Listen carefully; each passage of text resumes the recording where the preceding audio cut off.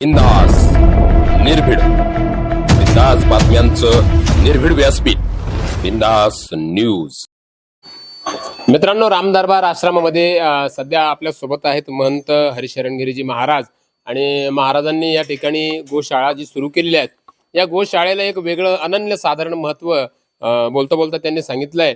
इथं गायीला गाय नाही तर गायीला नदीची उपमा दिलेली आहेत, गायीला देवदेवतांची उपमा दिलेली आहेत. आणि बघा कुठल्या गायींचा कसा कसा विधी आहेत, कुठल्या गायी कशा कशा पद्धतीने या ठिकाणी सांभाळल्या जात्या. आपण नुसतं घोषवाक्य द्यायचं नाही की गो माता की जय हो असं म्हणून चालणार नाही, तर तिचं संगोपन व्हायला हवं. आणि अशाच पद्धतीचं या ठिकाणी बघा अतिशय सुंदर असं केलं. महाराज काय सांगाल, कशा पद्धतीनं नियोजन झालंय गोशाळेचं? गावो विश्वस्य मातरम. आम्ही जेव्हा इथं आलो, सुरुवातीला आलो गावामध्ये, बाजूला गावामध्ये, त्यावेळेस फक्त एवढी गंगा गाय होती. अच्छा. त्याच्यानंतर मग एक गाय त्याच्या इच्छेनुसार इथं येऊ लागल्या. जे कुणी आणून घालतंय, कुणी आम्ही इथं ह्या गायच्याच गाया अशा तयार झालेल्या आहेत. आणि प्रत्येक गायीचं नाव वेगवेगळं, पण गंगा, सुरभी, आनंदी, नर्मदा, अजून अशा वेगवेगळ्या गायीचेच नाव आपण वेगवेगळ्या नावाचे नाव ठेवलेले आहेत. आणि ही गाय आम्ही रोज दर्शनाला गेलो की ती आम्हाला चाटल्याशिवाय राहत नाही. अच्छा. ही गंगा गाय दर्शन केलं, तिथं रोज दर्शन करतो, तिच्या कपाळाच्या पायाची चरण धूळ कपाळाला लावतो. आणि त्याच्यानंतर ती गाय मला रोज चाटल्याशिवाय राहते. तसे बाहेर जात नाही तसं मी अशी ती गाय प्रत्येक. आणि ही जी गाय आहेत ना, ही गाय म्हणजे तिला गर्भपिशू नाहीये. ती इथं आल्यापासून आणखीन महती वाढली आश्रमाची. म्हणजे ती आपण म्हणतो ना, ती बाई आणि श्रेणी तशी ती गाय. अच्छा. ती गर्भपिशू नाही तिला, पण ती खूप चांगली गाय. तुझं काय नाव ठेवलं? तिचं नाव देवयानी. देवयानी. तिचं नाव सुरभी. पलीकडची ती आनंदी. म्हणजे सगळे आनंद परमानंद सगळे एकत्रित आणले. तुम्ही आता बोलता बोलता सांगितलं की गाय आणल्यानंतर प्रत्येक गायीसाठी पूजा विधी केली जाते आणि लोक काही विधी करून त्या ठिकाणी गाय या ठिकाणी दान करतात. बरोबर आहे. आमचे श्रीरामपूरची मारवाडी आहे, त्या व्यक्तीने ती सुरभी नावाची गाय, जसं आपण लग्न करतो ना पत्तू महाराज, त्याप्रमाणे मंडप देऊन 500-600 लोक अन्नदान केलं. तिला पूर्ण चांदीची असणारे खुराला ही करून आणि मढून तिला वस्त्र अलंकार करून अन्नदान करून तिने ते गाय दान केलेले. अशा त्या गाया खास. नक्की नक्की. खूप. आता सध्या एकूण गाया किती आहेत? 25-30 गाय असते, बारीक वस्त्र धरून, काही गोरे असे धरून 25-30 आहेत अजून. बरं.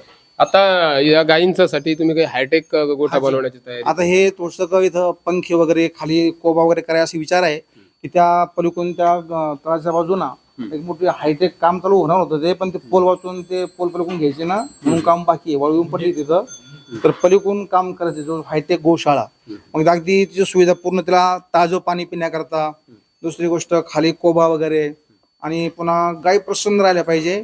आणि प्रत्येकाला माझी काही विनंती आहे आपल्या माध्यमातून की प्रत्येकाने गोमाता पाळली पाहिजे आणि गो सेवा केली पाहिजे. गायीची सेवा ती भगवंताची सेवा आहे.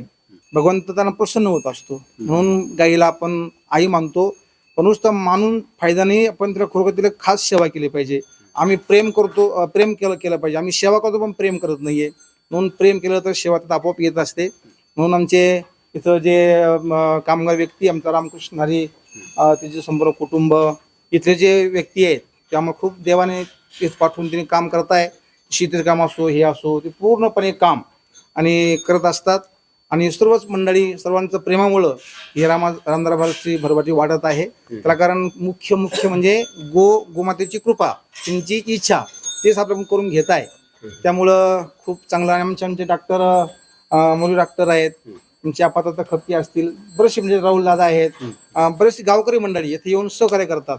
विशेष म्हणजे रामकृष्ण हरी हा पोरगा आहे, त्यांनी त्याच्या मंडळीने पूर्ण आता जी तयार केलं ना आपण धूपबत्ती, तिनेच पूर्ण सर्व तयार केलं सर्व. नक्की नक्की. आपल्यासोबत या ठिकाणी रामगिरी महाराज, महंत हरिशरणगिरीजी महाराज, या सगळ्या महाराज मंडळींसोबत असणारे खास आमचे मित्र आहेत दत्तू महाराज खपके महाराज. या इकडे एवढा मोठा उपक्रम सुरू आहेत आणि बघा अनन्य साधारण महत्व या जागेला प्राप्त झाले आहेत. सरला बेटाशी संलग्न असलेला हा एक आश्रम आहे आणि गुरुवारी रामगिरी बाबांच्या मार्गदर्शनामध्ये या ठिकाणी हरिशरणगिरीजी महाराज महंत ही सुद्धा या ठिकाणी या मार्गदर्शनामधून हा आश्रम सुरू करतायत. गोशाळेचा उपक्रम असेल, एवढ्या जंगलामध्ये म्हणजे एकांत निवांत स्थानी भगवंताने येऊन बसावं, काय आख्यायिका असेल, काय वाटतं तुम्हाला इथं आपण जर बघितलं तर परमपूज्य महंत रामगिरीजी महाराज हे जवळपास 14 वर्षे या बाजाठांच्या भूमीमध्ये त्यांचं या ठिकाणी वास्तव राहिल्यामुळं या ठिकाणी रामदरबार आश्रमाचे महंत हरिशरणगिरीजी महाराज असतील आणि ते सरला बेटाशी संलग्न आश्रम असल्यामुळं गावामध्ये शिवगिरी आश्रमाचे संदीपानजी महाराज असतील, योगानंदगिरीजी महाराज असतील. आपण जर बघितलं तर ह्या महाराजांनी या भागाला एक दिशा देण्याचं काम केलेलं आहे.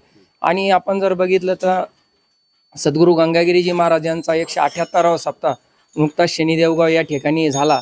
आपल्या माध्यमातून त्या सप्त्याचं खूप मोठं आपल्या बिंदासच्या माध्यमातून प्रसारण आपण दाखवलं. खूप मोठा समाज या ठिकाणी आला आणि हरिशरणगिरीजी महाराज असतील यांच्या माध्यमातून आपण जर पाहिलं तर आपण त्यांची आता जी प्रत्येक मुलाखत घेतली, गोशाळा असन, रामदरबारचं एवढं मोठं काम असन, प्रत्येक एकादशीला या ठिकाणी भाविक येतात, हरिकीर्तन होतं, रामनवमी उत्सव या ठिकाणी मोठ्या प्रमाणात होतात. आणि महाराजांनी ही एक गोशाळा बनवली, त्या माध्यमातून त्यांनी नवीन या ठिकाणी उपक्रम प्रोडक्ट त्या गाईच्या शेणापासून असन बनवले आणि त्याचा पण निश्चित या ठिकाणी भाविकांना खूप मोठा लाभ होणार आहे. आणि विशेषतः आपण जर बघितलं तर या साधू संतांमुळं जे नवतरुण या ठिकाणी या आश्रमाशी जोडल्या गेले, ही एक खूप मोठी चांगली बाब आपल्याला या ठिकाणी बघायला मिळते. तर मित्रांनो, अशा पद्धतीनं आधुनिक पद्धतीची गोशाळा व्हावी अशी महंतांची इच्छा आहे. आणि या पद्धतीनं जर आपण बघितलं तर हायटेक गोशाळा ही आपल्याला रामदरबार आश्रमामध्ये महंत हरिशरणगिरीजी महाराजांच्या मार्गदर्शनातून, गुरुवर्य रामगिरी बाबांच्या मार्गदर्शनातून आपल्याला ती कशी होते हे सुद्धा पाहता येणार आहे. कारण बिंदास एकदा आले की ती पुढं पुन्हा येत राहणार आहे आणि बाबांची पण तशी इच्छा आहे. तर मित्रांनो, या गोशाळेबद्दल, रामदरबार आश्रमाबद्दल आपल्याला काय वाटतं, आपल्या प्रतिक्रिया नक्कीच या व्हिडिओच्या कमेंट बॉक्समध्ये द्यायला विसरू नका.